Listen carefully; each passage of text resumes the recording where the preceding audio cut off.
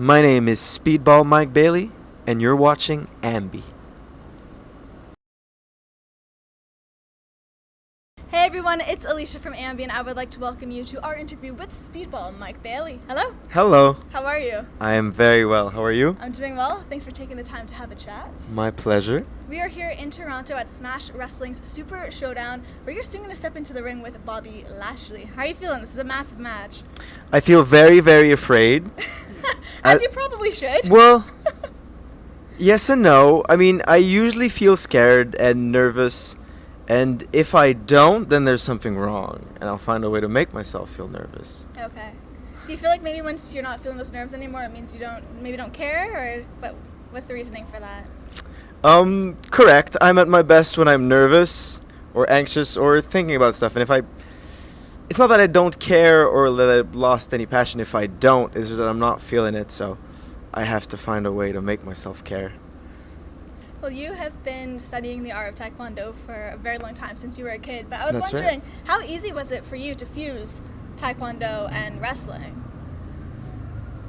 So it wasn't very difficult because when you do as much Taekwondo or probably any martial art as I have, it sort of just becomes like the way you move and what you do and what you are. Like, I really dedicated my life to it for God knows how many years. And like, even if I tried to just separate my wrestling completely from Taekwondo, it would still, like, I couldn't. It's just a part of yeah, you. it's completely ingrained right now, and I couldn't take it out even if I tried. I mean, I could stop doing kicks, but I would still move like someone who does Taekwondo.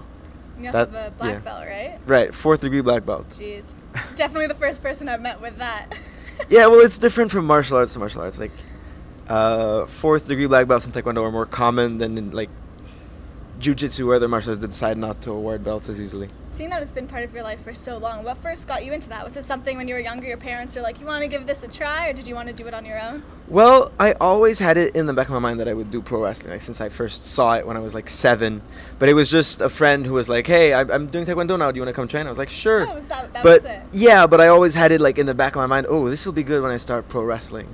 Well, you've faced some amazing opponents, but apparently your dream opponent is John Cena? Yes, of course. Okay.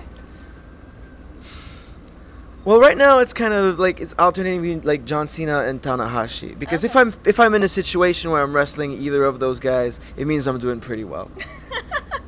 Is that the reason you want to get to that level, or is it something about those two in specific? No, there's nothing about those two in specific. I mean, because there's so many just awesome world-class pro wrestlers out there that I could have like an equally like the best match possible against all of them, but they only compete on a certain stage, and if I get to face off with them, Means then you've done something right. it means I'm doing something right, exactly. Is there anyone you would want to get into the ring with, aside from that aspect, where you'd actually be starstruck and you're like, wow, this is big for me personally? There are way too many to name. Like, and it sucks because I can't even say like it's like legends anymore, or just like regular guys that are in Toronto here. Even on the show today, there's as many guys that are just on the same level of just looking at wrestling in a like world-class way and just seeing it completely differently from everyone else, and just being so good at it. There's way too many people like that nowadays for me to be able to single out one person and say, oh, It's difficult. yeah, I think like there's a few people I can say our styles would match well, and I can, that would be something great. And there's a lot of people that I haven't faced that I'd love to, but man, there's way too many to name. Ricochet, I guess, is the one guy I haven't had a match with that is completely just having wonderful matches right now. Something that I noticed is on your Instagram page, you post a ton of photos of some ridiculously good-looking food. So Yes. do you like to cook, or do you just really like to eat? I do. Well, both. One leads to the other usually. I was in cooking school for a year right out of high school, and I didn't work as a chef for very long. But I'm into food, I'm into eating well, I'm into eating good things, and spending a lot of time in Japan has allowed me to do that a lot, and eating at some Michelin-starred restaurants for only like 1,000 yen, which is like $10, and that has been amazing. Yeah. Yeah. What would you say your signature dish would be if you were to make something? If I was to make something, I don't know, see, that's hard. I never take the time to make like complicated dishes for myself. It's usually kind of healthy stuff, and that's always quick to make. You're always on the go. Right. If I want to eat somewhere nice, I usually go somewhere because there's a lot of chefs that are way better than me. But I can still like mostly like healthy food. I've learned to like make very well, like just great salads that I'm probably posted some photos of, and some tacos that I really like. And those are probably the two things that I make myself the most and the best. But a lot of eggs. I've gotten very good with eggs, just practicing something different every morning. That's the thing I do. I cook like the art of eggs. The art of eggs, because eggs are an art. I've been, man, almost all years I've been just making different eggs every morning, and I try to make a different version, different variety, it's scrambled or fried or just baked and using whatever ingredients are available at the time. But I make it a thing. Like it's not just. This is a big tangent, but. Driving is strange because everyone does it. Like most people go to a job and it's what's the average commute to and from work? 20 minutes? Yeah, okay. Half hour. So can you imagine if you practice, like, do you paint? No. If you practice painting for 40 minutes a day every day, you would probably be a good paint eventually, right? Well, somehow people drive for like 40 minutes every day and they never get good at it.